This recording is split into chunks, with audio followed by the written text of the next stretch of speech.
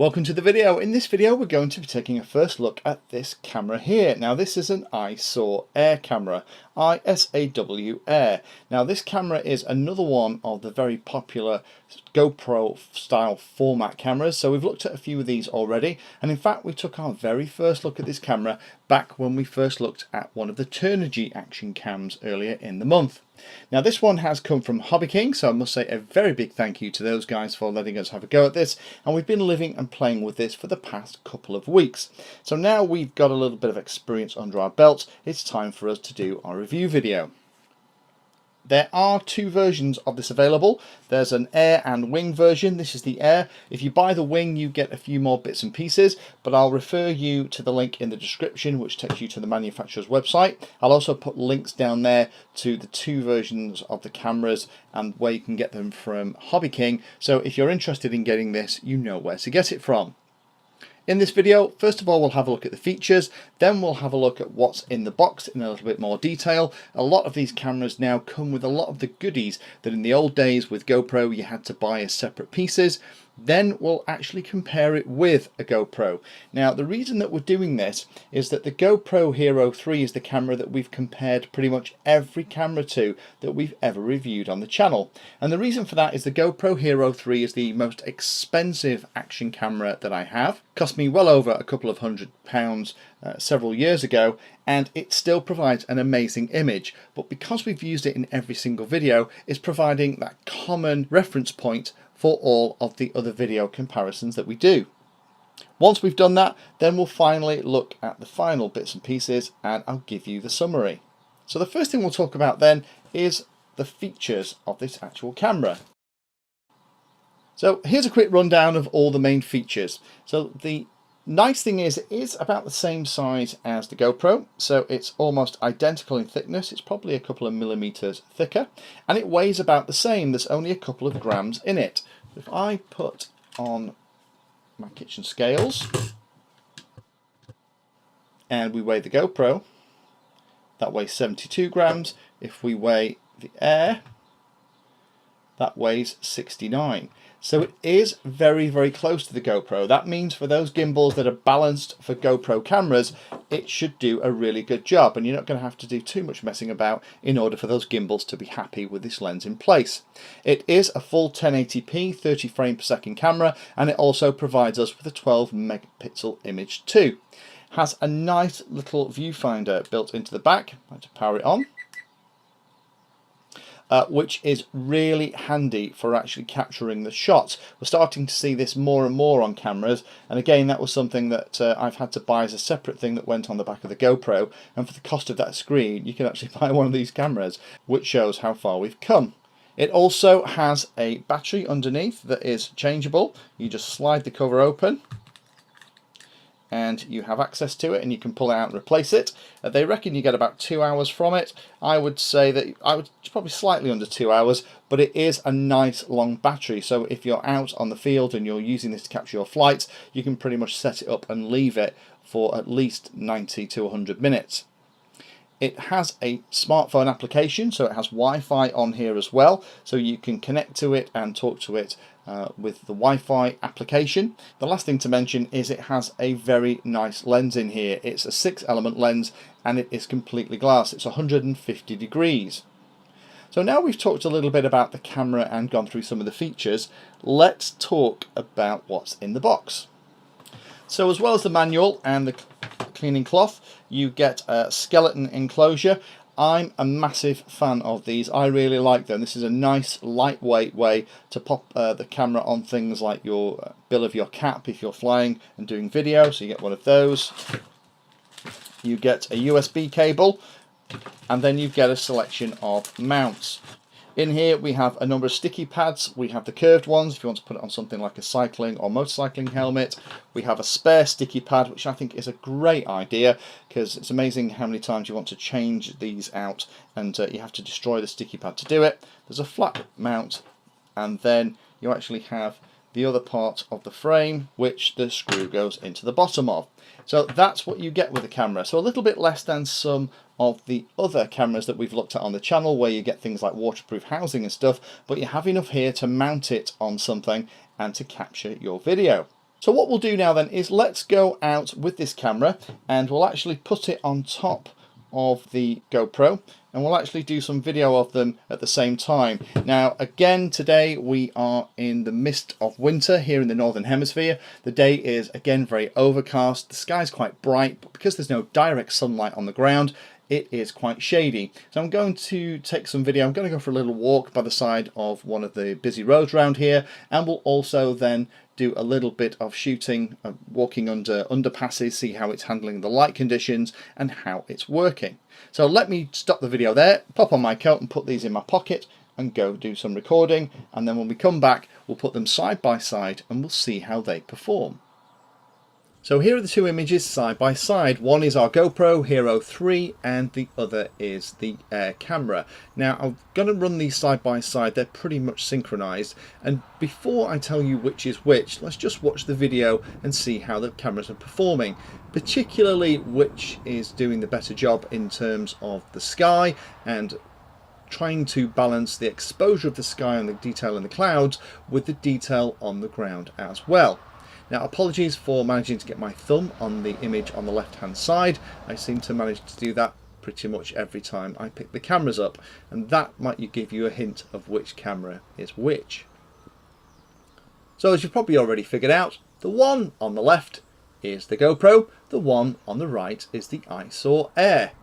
And here we're walking underneath an underpass and we're going into some artificial light from some subdued daylight, and you can see the Air is getting a really good grip of that light condition and it's really looking quite nice. Now in terms of the colour contrast, I'd say that the colour actually is slightly in between the two. The walls are a light blue in this area and the GoPro is setting it up as a white balance, as a bit white, and the Air is setting it up slightly blue. But as soon as we come out into the daylight, you can see the colour saturation is really nice on both cameras and they're very, very similar. In fact, for some of the images, when I was putting this comparison together, I had to keep going back to the folders and making sure I was putting the right camera in the right area. Now we are getting an awful lot of finger in this image, but that's because I don't have the viewfinder on the back of the GoPro. I was relying on the viewfinder on the Air to kind of allow me to point in the right direction. And here we're walking by a busy main road and you can see how the contrast of the clouds and things like the contrast of the ground and the colour saturation of the grass in these very tricky light conditions is being handled by both cameras, and they're both doing a fantastic job. I'm very impressed with the Air. It's giving me a very GoPro-like view.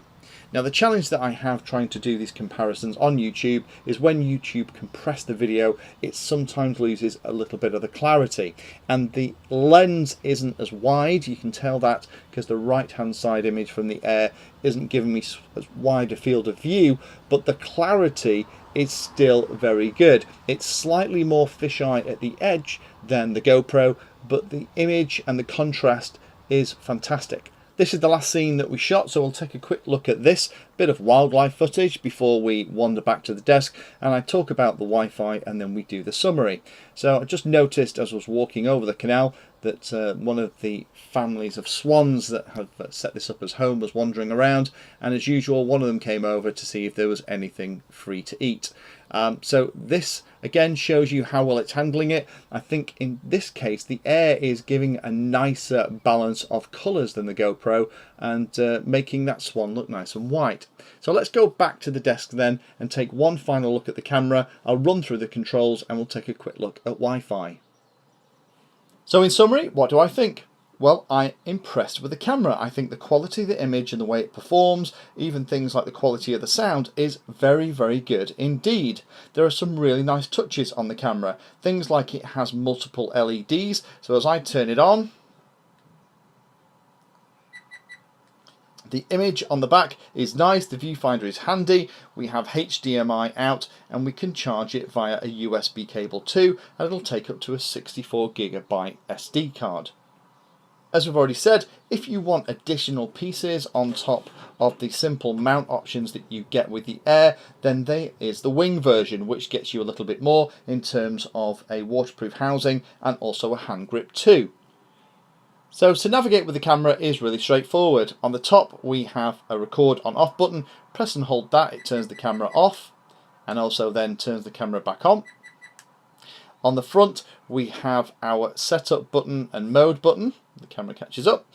Mode button, all you do is you press that and it will cycle through video mode. At the moment you might be able to see here it says 1080p 25 frames a second because I have it set for PAL. If I set it for NTSC it will be 1080p 30 frames a second. We have a nice visual indicator of how healthy the battery is. If I press the mode button it takes us on to the stills image. Got it set for 2 megapixel wide screen so I can take photos by clicking the shutter at the top. Press it mode button one more time and it takes us into playback, so that's the image we just took.